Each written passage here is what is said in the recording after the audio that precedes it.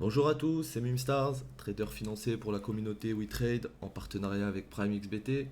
Aujourd'hui, on se retrouve pour une vidéo qui va porter sur les supports et résistances. Donc on va aller sur les graphes et on va voir ça ensemble.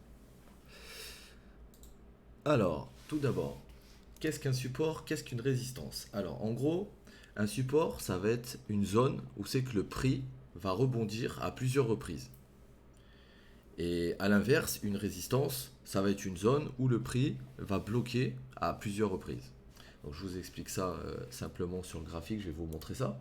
Donc là par exemple, vous voyez que en daily sur le Bitcoin, on avait un espèce de range ici, où c'est que le prix il faisait du ping-pong entre une zone et une autre zone, avant de casser et d'aller plus haut.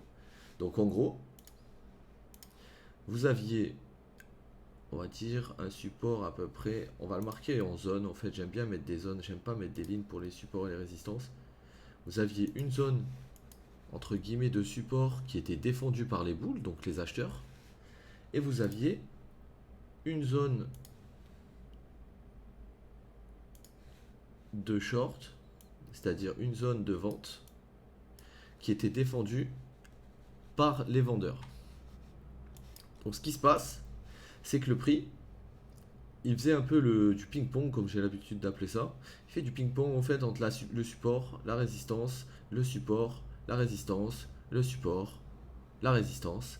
Et en fait, ce qu'il faut comprendre en fait dans ça, c'est qu'à chaque fois que le marché il fait des rebonds comme ça, en dessous et au-dessus, en fait, vous avez la liquidité, ce qu'on appelle les stop loss. Je m'explique. Imaginons que là, vous allez jouer le range, donc vous allez rentrer dans cette zone, d'accord?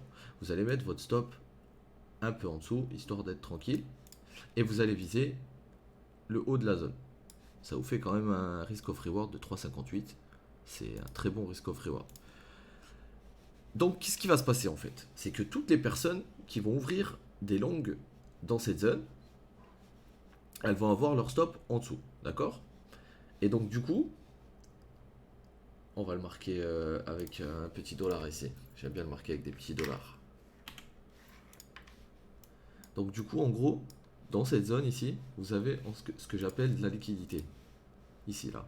Vous avez en gros tous les stops de tous ceux qui vont jouer le long. Ok? Dans cette zone au-dessus, à l'inverse, vous allez avoir la même chose, mais vous allez avoir les stop loss des shorts.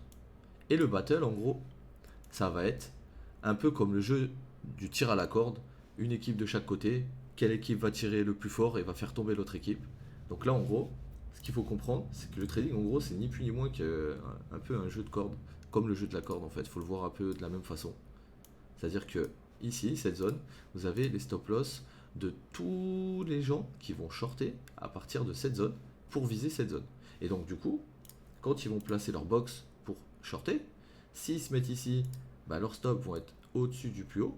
Donc, ils vont mettre leur stop à peu près dans cette zone et ils vont viser le bas du range. Ils vont pas chercher à aller viser les stop loss des autres. C'est pas les retail traders, ils vont vraiment trader les ranges bêtement en fait. C'est-à-dire qu'ils vont acheter, ils vont acheter quand ça va être sur support, ils vont vendre quand ça va être sur résistance.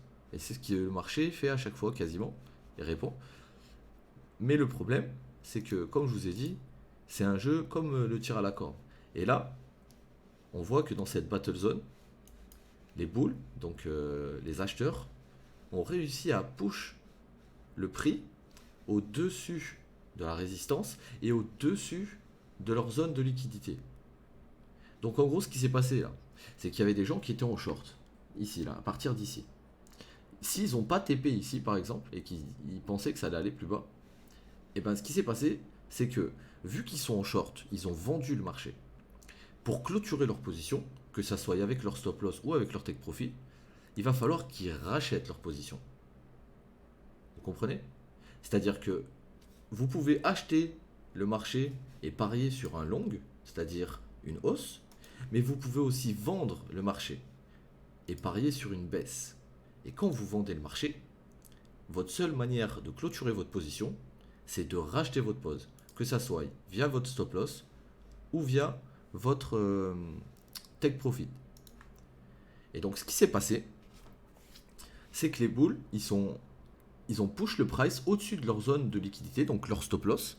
Et donc du coup, toutes les personnes là, toutes les personnes qui ont shorté dans le range en pensant que ça allait aller plus bas et qui n'ont pas TP au niveau du support ici, bah, ce qui s'est passé, c'est que leur short, il s'est clôturé, donc en perte, ils ont dû racheter leur position, et donc du coup, ça a continué de push le price vers le haut.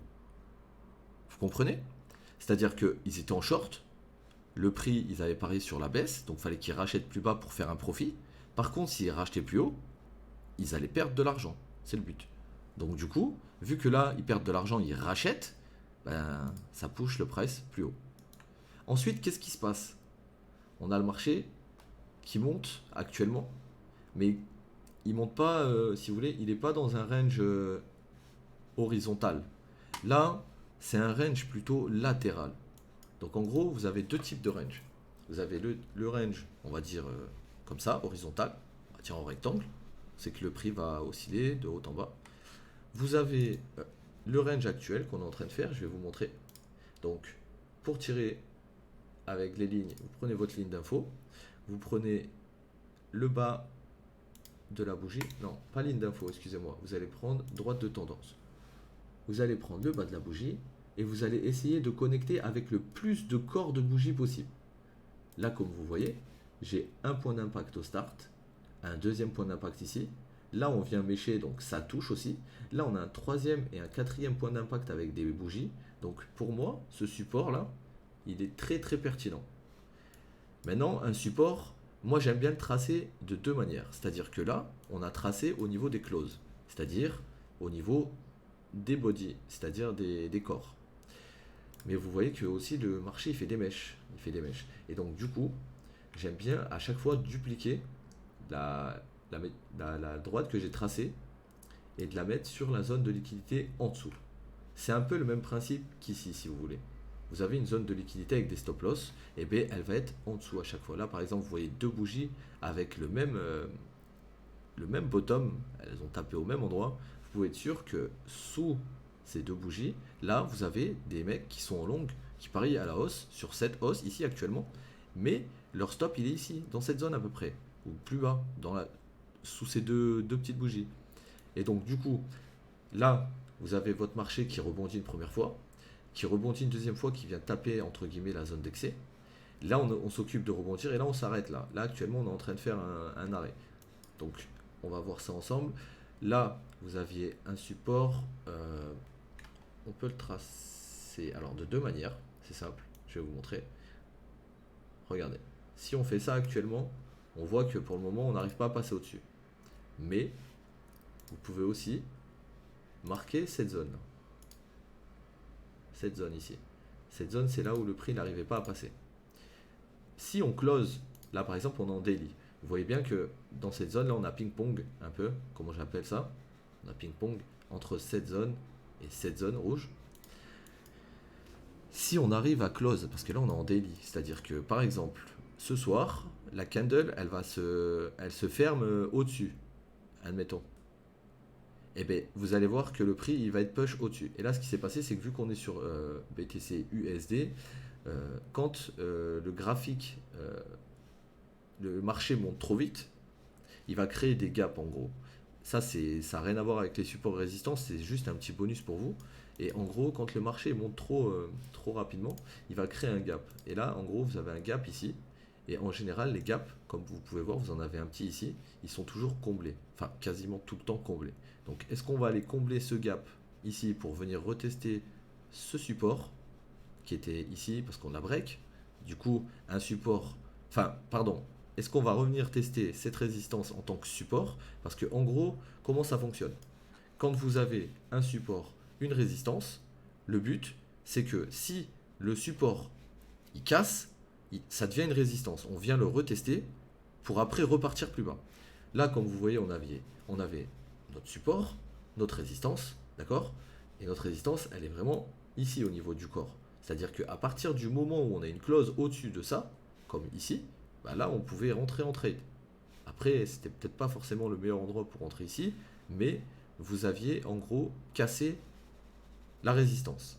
Et logiquement, après avoir cassé la résistance, vous venez retest la résistance et on doit rebondir dessus en tant que support. C'est le principe des supports et résistances. Quand un support casse, il devient résistance, et quand une résistance casse, elle devient support. On va essayer de trouver des exemples pour que vous compreniez bien. Et donc, ce qu'on disait, c'est que là, on était dans un range un peu latéral, parce que le prix, il monte, mais il monte en diagonale un peu. Donc, on a tracé notre support, notre zone d'excès de support. On a vu que le prix, il était bloqué ici, pendant un petit moment, et là, il a break, et maintenant, il est en train de s'occuper de rester à ce niveau à peu près, de range, en gros, encore une fois, comme ici. Donc, là, il y a deux solutions. On vient de tracer notre zone de résistance, pardon. On va décaler ici sur ce pic au cas où qu'on vienne mécher dans la zone d'excès de la résistance. Et tant qu'on n'a pas une clause au-dessus, on reste dans l'idée qu'on est dans ce range latéral. Donc là, comme vous pouvez voir, le prix il est monté, on a cassé, on s'est baladé dans ce petit range, on tape une fois en haut, une fois en bas, on essaie de retaper en haut, on n'y arrive pas, on crée une nouvelle résistance à ce niveau-là. Et cette résistance, elle a été break le 16 quand on est passé au-dessus. Et là, actuellement, on s'occupe de range, donc on fait pas grand-chose. On fait pas grand-chose. Donc là, il y a deux solutions. Pour moi, vu que on a des mèches, pas mal de mèches, on a sûrement une zone de résistance au-dessus, ici, par là. Pourquoi? Parce que quand le marché il mèche, ça veut dire que les acheteurs ils ont essayé de push le prix vers le haut, mais les vendeurs ils sont trop nombreux et ils empêchent le prix de monter. C'est ça que ça veut dire. Quand vous avez une mèche vers le haut qui descend vers le bas, cette mèche, ça vous dit juste que là, à ce niveau, il y a d'autres shorters, il y a d'autres bears qui empêchent le prix de passer. Et vous voyez, on a close ici, la candle, et quand on a open le lendemain, on n'a pas réussi à réintégrer cette zone-là, cette zone de résistance. On est vraiment au niveau d'ici et à la limite quasi au milieu, mais on n'arrive pas à y réintégrer. Donc là, il y a deux solutions. Soit le marché décide, le pinceau, soit le marché décide de revenir retester ici, avec une bougie qui va faire une mèche comme celle-ci, avec par contre cette fois-ci une mèche du bas vers le haut, qui en gros expliquera que les acheteurs ont voulu racheter la résistance qui devient maintenant support, donc le retest. Et donc si on vient, admettons, à revenir ici, il y a possibilité qu'on re-range comme ça. Jusqu'à un moment donné, on va peut-être péter ici pour aller ici, ou on va venir ici, revenir là pour descendre et aller retester notre support, enfin notre résistance qui est censée redevenir support dans le futur, après la correction de cette hausse. Donc j'espère que, là c'est du daily, donc j'espère que pour le moment vous avez réussi à suivre, et je vais enlever tous les dessins qu'il y a sur le graphe. On va aller sur un time frame beaucoup plus bas pour essayer de vous montrer un peu différents types de range sur les graphes. Donc je vais aller en 1 heure, voir si on peut voir quelque chose de bien. Ouais, c'est parfait ça. Donc regardez, vous voyez le marché, il y a trois phases sur les marchés. Vous avez la phase qui monte, d'accord? Vous avez la phase qui descend, par exemple, et vous avez la phase qui range, ok? Donc moi, personnellement, quand je regardais ces derniers temps le BTC en 1 heure, ce qui me sautait aux yeux, c'était surtout ça. C'est-à-dire que là, ici, là, et dans cette zone, avec la mèche, hop, voilà. Donc, toute cette zone-là, pour moi, c'était ma zone vraiment bear. C'est-à-dire, les shorters, dans cette zone, ils sont nombreux. Ils sont très très nombreux, et pour passer, ça va être dur. Parce on est venu, on a été rejeté une fois, très violemment. On est revenu dans la zone, on a été rejeté violemment. Et le truc, c'est que à chaque fois qu'on a été rejeté, si vous regardez bien, le plus bas ici, le plus bas ici, le plus haut, le plus bas, ils étaient toujours plus hauts. Bon, après, on a fait une petite correction, mais si vous regardez ce plus bas et le plus bas d'où a commencé entre guillemets le range, On est toujours au-dessus. Donc en gros, les plus bas sont de plus en plus hauts à chaque fois. Et donc on gagnait les boules étaient en train de gagner en force. Et je m'explique. C'est-à-dire que là, vous avez une résistance horizontale. D'accord? Donc vous avez les bears, donc les vendeurs, qui défendent tous cette ligne au même niveau. Au même niveau. Au même niveau. Donc là, on a une armée de bears qui poussent le prix. Ok? Et là, vous avez une zone, comme je vous ai dit, qui monte, qui fait des plus hauts, de plus en plus hauts, des plus bas, qui sont toujours de plus en plus hauts par rapport aux racines précédentes. Donc on continue le trend. Et vous voyez que le support, pardon, il est plutôt oblique. Là, enfin, pas horizontal, mais diagonal. Dire oblique. Et là, comme vous pouvez voir, là je vais tracer la zone d'excès aussi, parce que j'aime bien. Voilà. Là, enfin, sur le graphique, quand vous arrivez sur le graphique, on vous trace ça devant vos yeux, vous arrivez à peu près à distinguer un espèce de triangle. Et ce triangle, c'est un triangle ascendant. Pourquoi? Parce que ce triangle ascendant, si vous voulez, je vous ai expliqué que à chaque fois qu'on tapait cette résistance, les bears étaient là et ils tapaient du poing pour refaire descendre le prix. Ok? Mais par contre, à chaque fois que est-ce que je fais ma petite... là, ici. Voilà. À chaque fois qu'on vient sur les supports, regardez ce qui se passe. C'est que le prix, il est push vers le haut. Mais il n'est pas push vers le haut de la même façon que les bears. C'est-à-dire que les bears, comme vous avez vu, ils défendent toujours sur la même ligne. Alors que les bulls, ils défendent leur support, mais leur support se rapproche de plus en plus de leur résistance et ils le défendent de plus en plus haut à chaque fois. Regardez le prix. On est venu créer un double bottom ici, puis on est remonté. Donc, premier signal bull. On est revenu faire la même chose ici, mais plus haut qu'ici. Donc, on défend encore plus haut. Ça veut dire que les bulls, ils gagnent du terrain depuis tout à l'heure, alors que les bears défendent toujours au même endroit.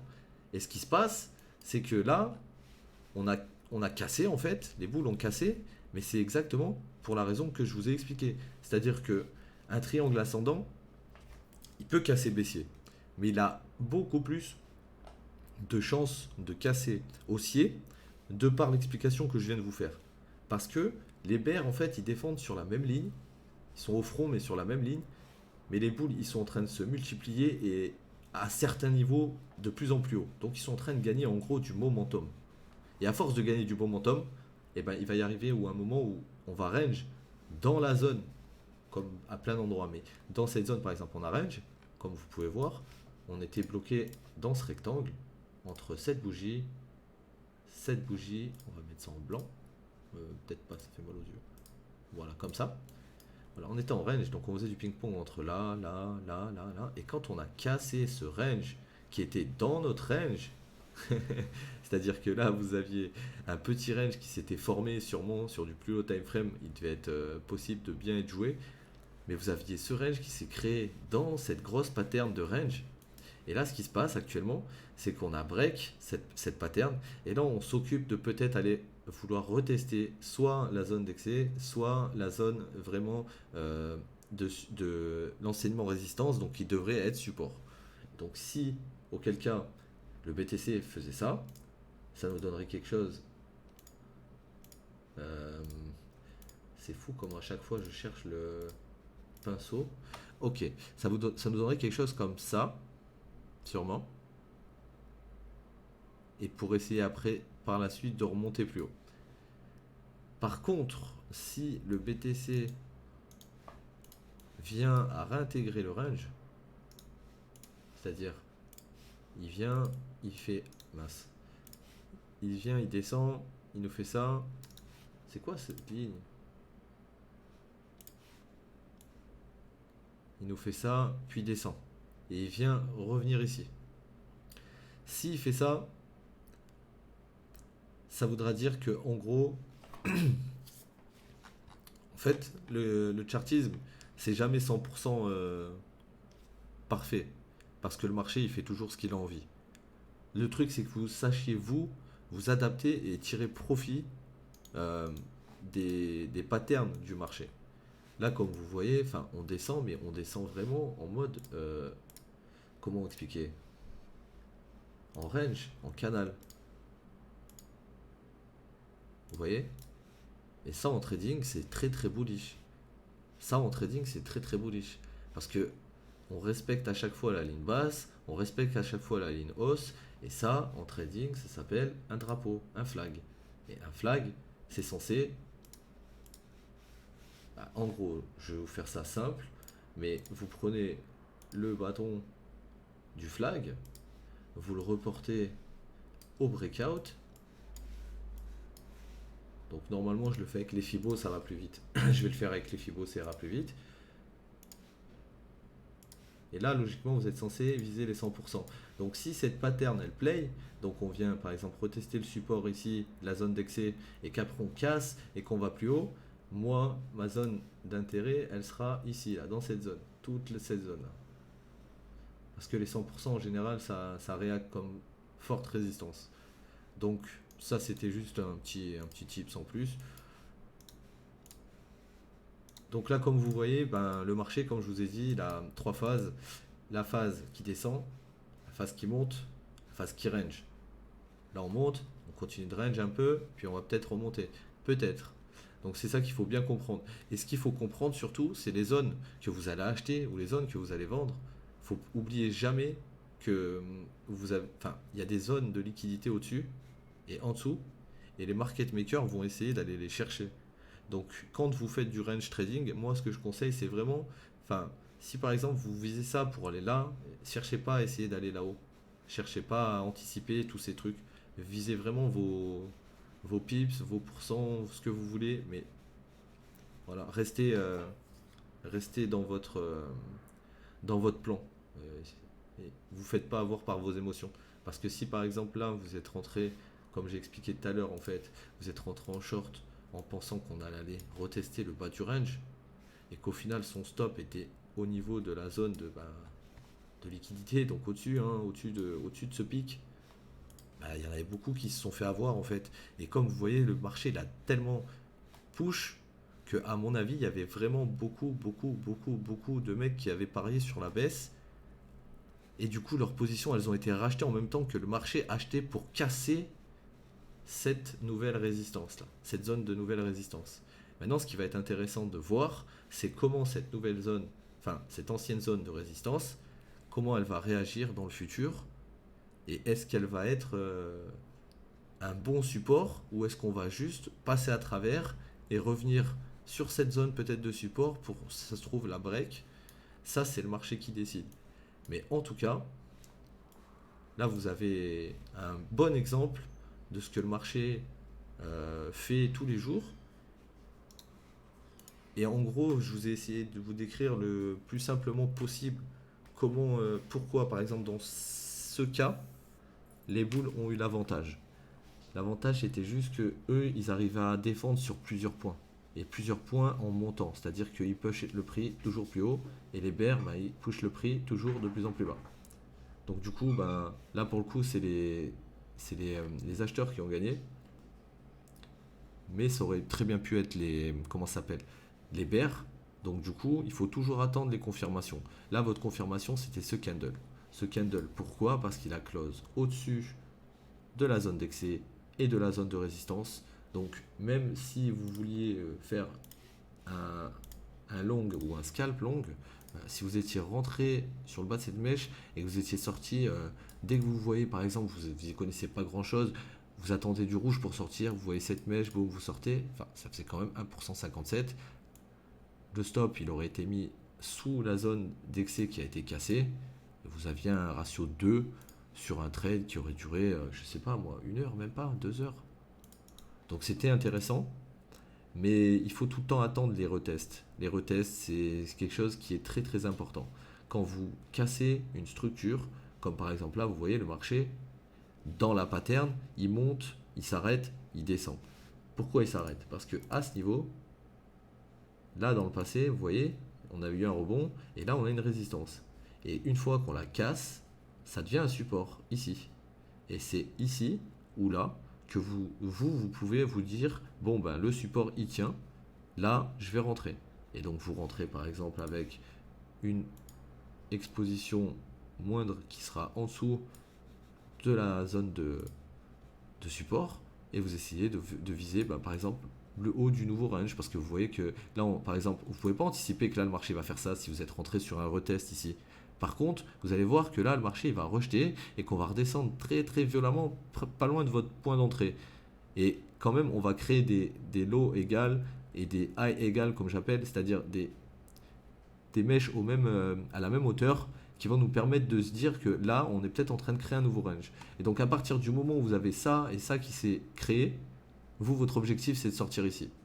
Pourquoi? Parce que vous avez identifié le range et que trader les ranges, ça peut être très très dangereux dans le sens où vous pouvez avoir raison. Vous pouvez rentrer ici et aller chercher ici, et la plupart du temps, ça va bien se passer. Mais comme je vous ai dit, quand il y a un range, il y a de la liquidité qui se trouve au-dessus et en dessous. Et vous ne pouvez pas savoir ce que les market makers vont aller faire avant que le move soit fait. Si là, ils avaient décidé de le push vers le bas, c'était les longs qui auraient pris cher. Mais là, ils ont décidé de le push vers le haut, donc c'est les bears qui ont pris cher. Mais à partir du moment où vous rentrez sur un retest et qu'après vous identifiez une pattern, pour moi, le point de sortie, c'était ici. C'était cette mèche là, le haut de ce range, je serais sorti ici. Et j'aurais attendu, là comme là actuellement, j'aurais attendu un break de... J'avais pas attendu autant, mais là on a vraiment bien break. Donc maintenant qu'on a bien break cette zone, moi ce que je vais attendre, c'est de voir comment le marché va réagir ici, dans cette zone. Et si on respecte cette zone et que ça devient un support, vu que ce range il a duré combien de jours? 15 jours quand même. 15 jours. 15 jours. Ça veut dire que pendant 15 jours, le prix il montait ici, descendait, il montait, descendait. Et là, si cette zone elle devient support, il y a de grandes chances, comme je vous ai dit tout à l'heure, que ça soit un flag en fait. Et si on extrapole le flag, on va dire qu'on revient dans la zone. Ah, il y a de grandes chances qu'on monte quasiment aux 13 000. Ah oui, il y a de grandes chances. Si cette zone elle tient en tant que support, oh oui, 12 000 voire même 13 000 je dirais. Après ça c'est que mon opinion. Mais bon, comme vous pouvez voir, on a expliqué pour cette pattern en gros comment ça se jouait. Après, vous avez différentes patterns sur les marchés. Vous avez les rectangles, vous avez les triangles.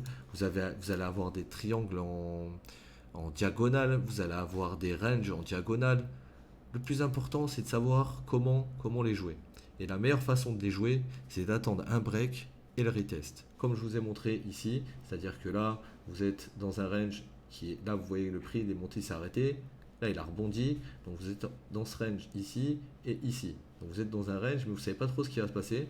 Là, on break le range. Donc, il n'y a pas besoin de paniquer et de rentrer, par exemple, ici sur la bougie verte. Parce que ça serait pas top, en fait.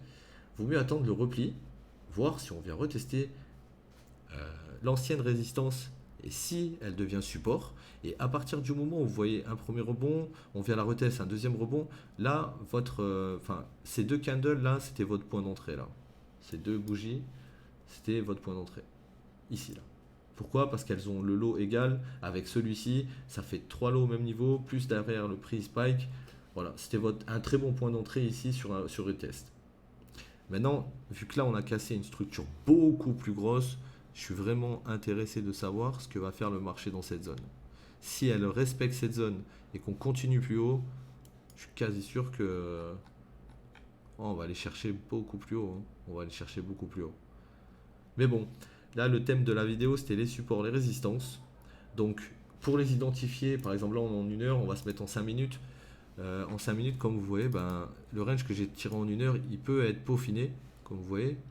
Il peut être peaufiné dans le sens où on peut mieux le tracer et mieux en profiter. Donc là, vous avez ça. On va rajouter une petite ligne en dessous, comme ça. À peu près.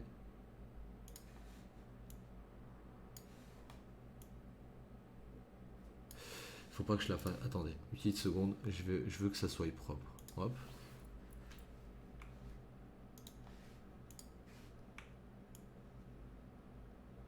Ok. Donc là, on va se mettre par là.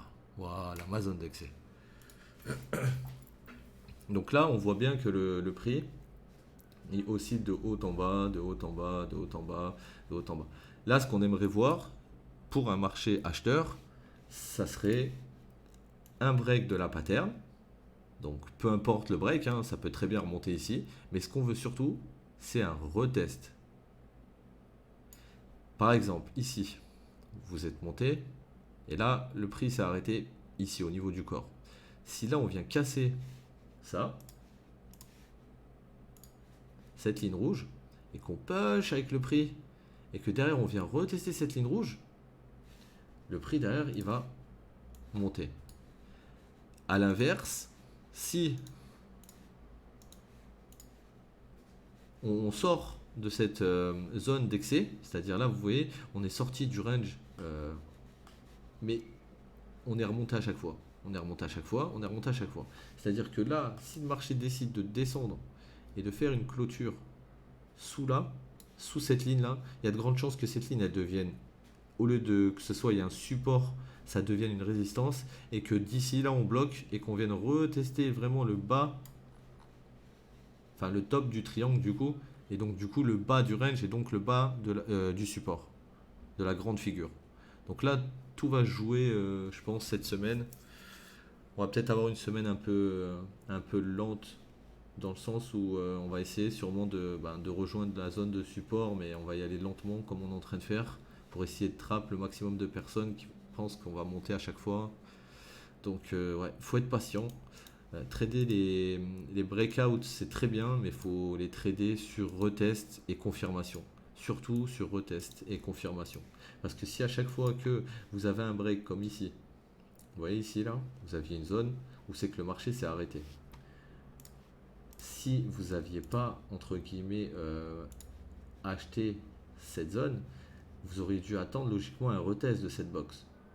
Et vu que le retest n'a pas eu lieu à part maintenant, comme vous pouvez voir, c'est-à-dire que cette zone c'est une ancienne battle zone entre les bulls qui voulaient push le prix, les bears qui voulaient le faire descendre. Les bulls ont gagné, mais depuis cette zone, on n'a pas été la revoir.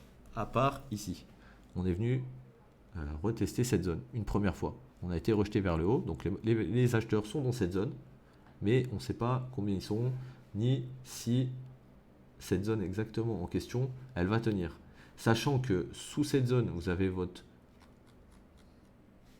pic, c'est-à-dire le pic qu'on regardait tout à l'heure, votre plus haut pic du range qu'on a cassé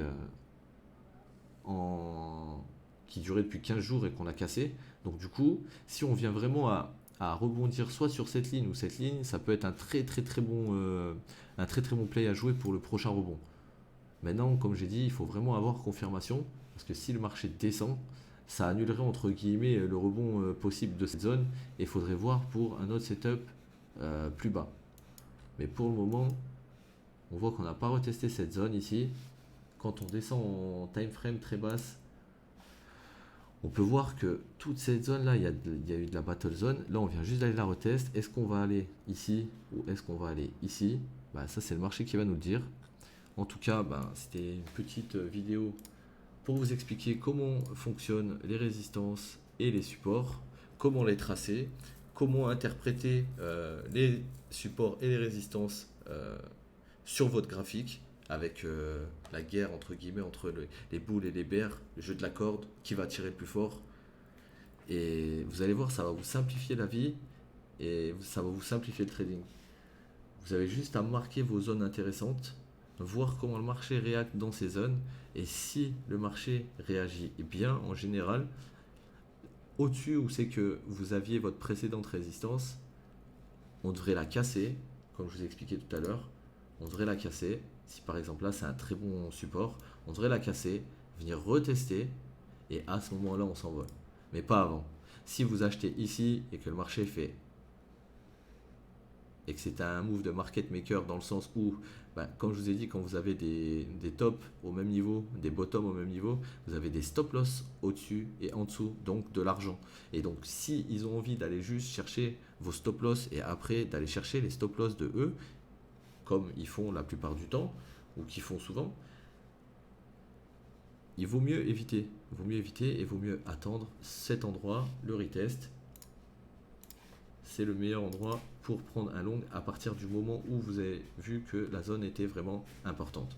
Là, regardez, je vous l'ai fait en direct, on est en 5 minutes, le marché il était monté en flèche, il était dans une zone où il n'y a rien là, il n'y a pas de support, il n'y a pas de résistance, il y avait un petit order block ici, il a servi à peine, il a servi de support ici une fois, puis après on est passé en dessous, on a commencé à tester la zone d'excès, les mèches, avec ces deux bougies, puis après on est revenu, tester un tout petit peu plus bas, puis là on est en train de vraiment rentrer dans cette battle zone qu'on avait eu entre les bears et les bulls pendant le pump qu'on a vu ces derniers jours. Donc là c'est une zone bien importante parce qu'elle avait été gagnée par les bulls, donc logiquement on devrait retrouver ici des bulls qui vont push le price vers le haut et des bears qui vont essayer à partir de ce point de le faire descendre. Et là, on va essayer de revenir ici pour essayer de redescendre de leur côté. Et les bulls, eux, vont essayer de racheter en masse dans cette zone pour pouvoir essayer de refaire éjecter le prix vers le haut. Quand vous voyez des mèches comme ça, déjà c'est une bonne chose pour les acheteurs parce que le prix, vous voyez, même s'il mèche des deux côtés, il mèche quand même beaucoup sur la zone qu'on a marquée. Et cette zone, ça veut dire qu'elle est vraiment achetée. Donc vu que là on n'arrive pas à y retourner avec le corps de la bougie, il faut voir quand est-ce qu'elle va close. Mais si la bougie close dans le range, il y a de grandes chances qu'on aille tester le bas en fait. Et si on close au-dessus et qu'on a juste méché le haut en fait, bah, il y a des chances qu'on rebondisse d'ici. Mais après, on aura confirmation qu'à partir du moment où on aura cassé le dernier plus bas. Enfin le dernier plus haut, pardon. Parce que depuis le début là, le marché il baisse en fait. Il baisse, il fait des plus hauts de plus en plus bas, des plus hauts de plus en plus bas. Plus en plus bas, plus en plus bas, plus en plus bas. Donc là, il faudrait qu'on casse ici et qu'on vienne casser ce plus haut pour confirmer que le trend change en fait. Et donc voilà. Donc en gros, il faut vraiment attendre le retest, c'est très important. Ne jumpez pas dans un trade blindly, comme j'appelle ça, c'est-à-dire aveuglément, en pensant qu'on break et qu'on va direct to the moon. Le to the moon en général, c'est après le retest. Quand vous avez un retest clean, là, vous pouvez vous dire, ok, on a une bonne chance que le marché rebondisse, mon stop il va être très proche, donc j'aurai un bon risk of reward, c'est un trade que je vais prendre. Mais si vous attendez pas le retest, vous avez genre une chance sur deux que ça passe. À chaque fois, c'est 50-50. Parce qu'on peut très bien créer un niveau ici, créer un niveau ici. Regardez, je vais vous montrer ça en direct. Vous pouvez très bien avoir un niveau de résistance ici, comme vous voyez, d'accord? Donc là, vous avez le prix qui n'arrive pas à passer, le prix qui n'arrive pas à passer, un niveau de support ici, vous voyez bien, le prix n'arrive pas à passer, il n'arrive pas à passer, il n'arrive pas à passer. Et vous vous rappelez ce que je vous ai expliqué tout à l'heure avec les stop loss, la liquidité? Là, regardez, on est dans le range. Attendez, je vais continuer, mais je veux juste voir ce qui va se passer. Ce que je vous ai expliqué tout à l'heure avec la liquidité, c'est que les market makers, ils aiment bien créer ce genre de pattern, ce genre de pattern sur les graphiques, pour que la liquidité, elle se crée. Donc on a de la liquidité un peu partout là sur le graphique. Vous en avez ici. Vous avez des dollars ici. Donc des dollars des gens qui sont en short, ok, qui short le marché. Et là vous avez des dollars des gens qui longuent le marché. Et comme vous pouvez voir, là on a eu un break ici de cette zone en fait. Mais on était dans ce range plus grand. Et si vous n'aviez pas tiré ce range plus grand, vous auriez pu penser que là on allait monter. Sauf que derrière, regardez ce qui s'est juste passé. On est juste venu chercher de la liquidité, c'est-à-dire les stop loss des gens qui étaient en short sur cette zone.